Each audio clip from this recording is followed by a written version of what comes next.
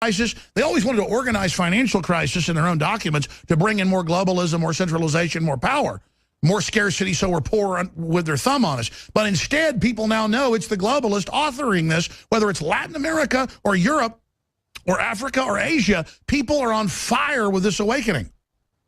It's true. And, we need to be there and keep providing the tools and the education that people need. But you're right. This is out in the open now. They're telling us what they're doing. And so now we have a role to come in and say, hey, we've been looking at this for years, for decades.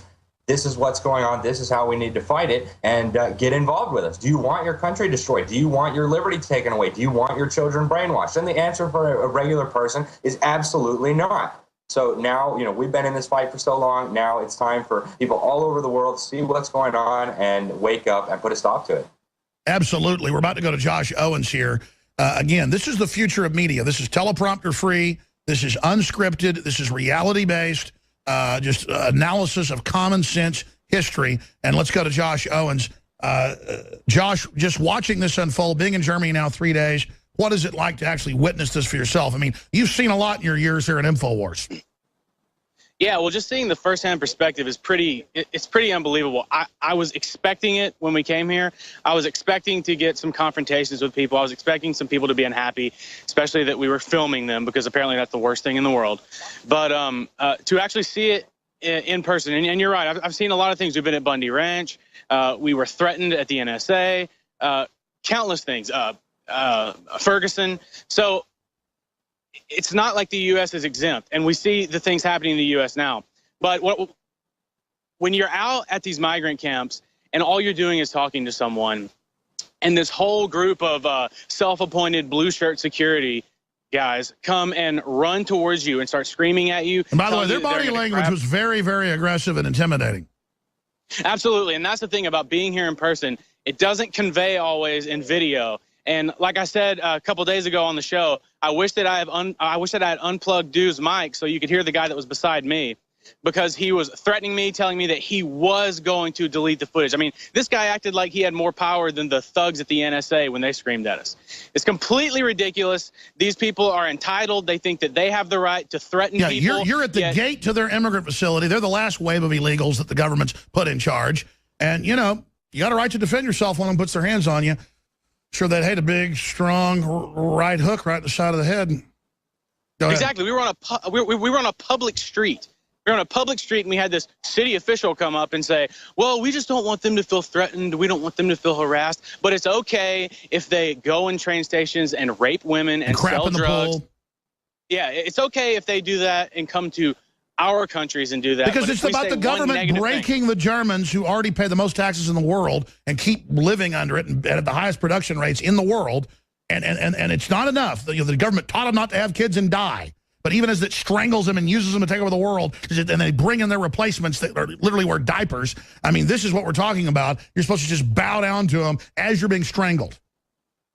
Exactly, and that's what's going to happen in this building back here. You're going to have politicians, policymakers, big businesses. That's what they're going to be talking about. They're going to be talking about how to continue this migrant invasion, how to carry it over to the U.S. because Europe is collapsing with the migrants everywhere, flooding the streets. Right now, we're in Dresden, so it's not as bad here. It's more of a conservative area. But in Munich, in Cologne, we see the news stories. We see the women getting raped by groups of people. We see people getting beaten in the streets.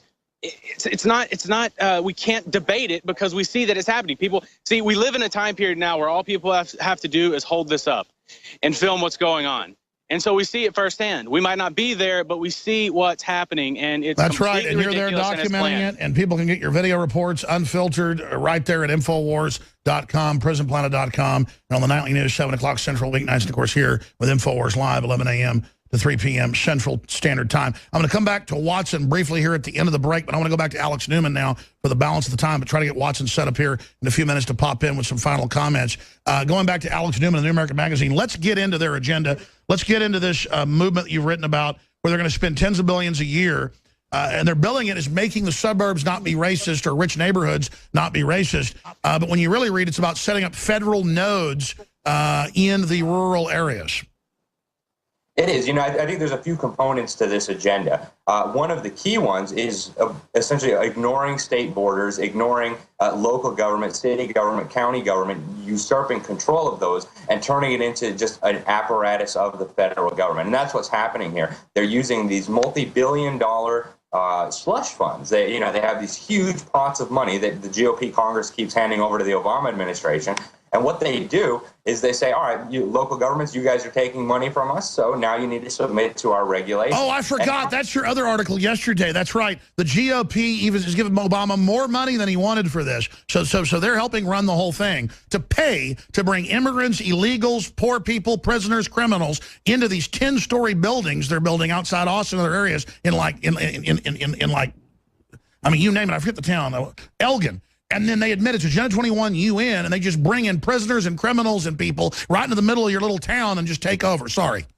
That's right, and that's exactly what they have planned. They're collecting all of this data. They're going to look at the racial makeup, the income makeup of every neighborhood, every town, every zip code. And if there's not enough, of certain race in this community, they're going to move some in. If there's not enough poor people in this wealthy middle-class community, we're going to build some housing projects there. We're going to have to rezone everything to conform with these international standards that are coming down the pike.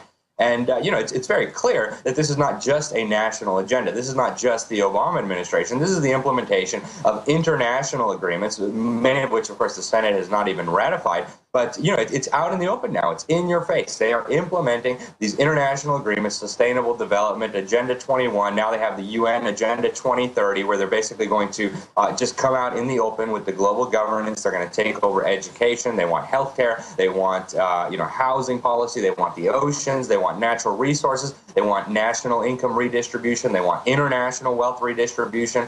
They want common ownership of all resources. And this is all right in the document. Go to any search engine, type in Agenda 2030, look it up. It's right there. And now we see that this is what the Obama administration is implementing here. They're now going into the next phase. Spend a minute on Agenda 2030, the next phase of the Rio plan. Sure. There's 17 goals in this Agenda 2030, and there's something like 169, sub-goals, specific targets that they want to achieve. And I really cannot emphasize enough. People need to go out there and read this. They're just telling you flat out, we're going to build a global government. It's going to redistribute your wealth. And of course, they say we're going to redistribute wealth. They're not talking about the multi-billionaires that are kind of behind the scenes pulling the strings here. They're talking about you, right? Middle class. That's right. You're going to pay for it. Alex, we got to get you up for a full hour in the near future to go through the documents, to go through each section of this and really educate people with an emergency warning. But our reporters are, again, on the ground with the people that created this whole plan are meeting. Thank you so much, Alex Newman. Great job. Now, going back to Paul Joseph Watson in Dresden, we got 2 minutes to break. Paul, just looking at this plan to resettle the whole world with different groups of people controlled by the globalists, what do you make of this? Well, it's all about turning everything upside down and creating it from anew. I mean, that's the last passage of the Communist Manifesto. They have to break everything down, whether it's good or bad, to build it up again. So that's what they're doing with the migrant issue. There's another tidbit, which is a journalist who is attending Bilderberg, Megan McArdle, who is a mainstream media journalist. Again, I messaged her on Twitter last night and said, you're a mainstream media journalist. This is the biggest scoop you could possibly have in your entire career. You're meeting with 120 of the most influential people on the planet. Are you going to report on it? This was her response. Oh, splendid. The anti-Semites have discovered me. So she just basically screamed, you're racist, simply for even asking. That's all they got. She's meeting with royalty, world leaders, people that control trillions, and you're just a reporter that reaches millions of people a day. You say that's on Drudge Report, all over the news. You've been on CBS TV, all of it. And she just says, yeah, you're anti-Semitic. You're racist just for asking the question. Then there's an NBC foreign affairs correspondent who is also attending, who I tweeted out last night.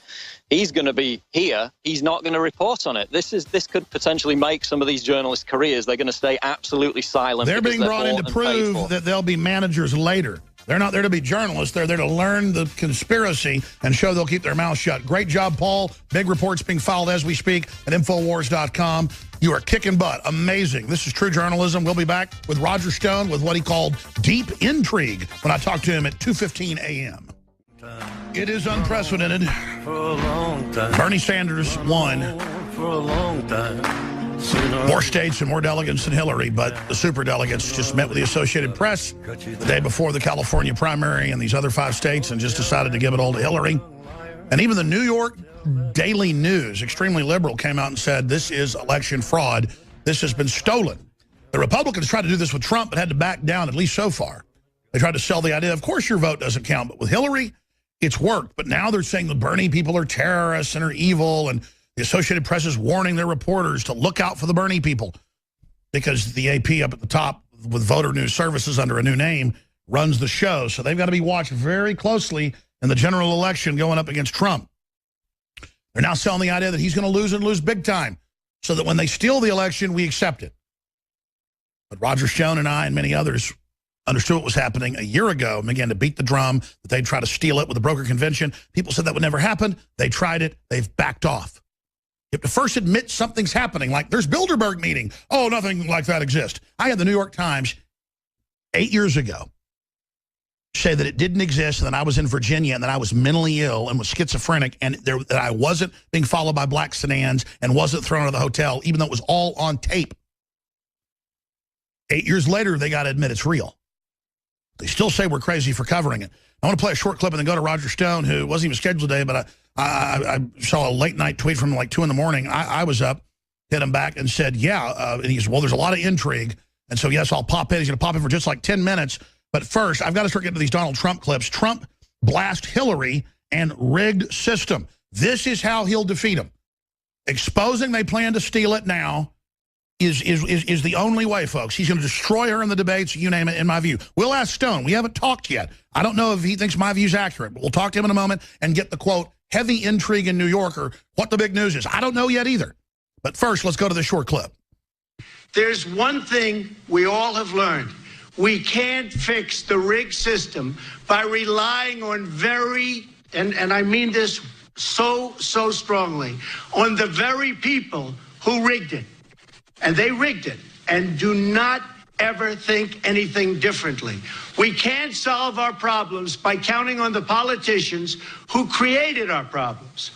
The Clintons have turned the politics of personal enrichment into an art form for themselves.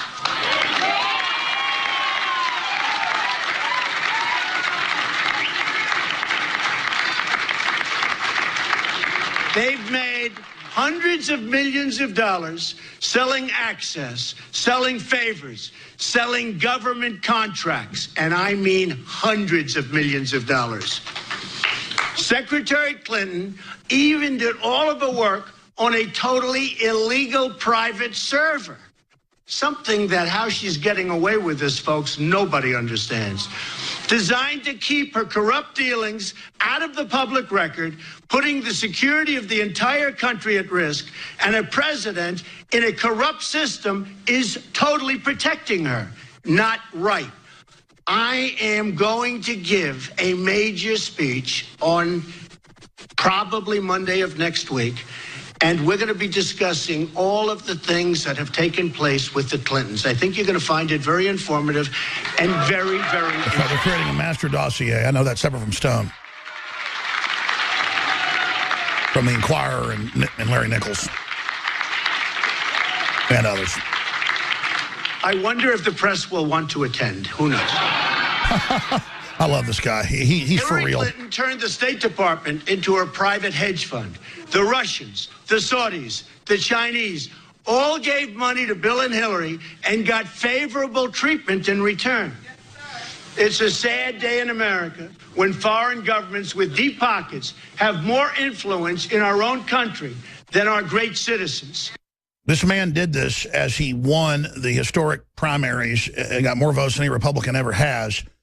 This is unprecedented. Believe me, he would not be working for them as a shill and saying this because this damage to them is irrevocable. He is risking his life, and I have never seen gigantic elephant huevos anywhere near this size by somebody at this level. This is true manliness. Even though he's not perfect, I don't care. I'm all in for Donald Trump. I admire this guy. I tentatively started supporting him a year ago because I knew Hillary was pure evil. I'm so proud I made the right choice. My gut said do it. Don't just sit back and, oh, both are bad and, you know, act like I'm all high and mighty. I am all in. But I'm telling you, folks, it is a death battle. This is so hardcore. Roger Stone, the latest, just bang, bam, bam. And I got a lot to talk about. What to expect next, where we're going, what the real numbers are. The Sanders people, they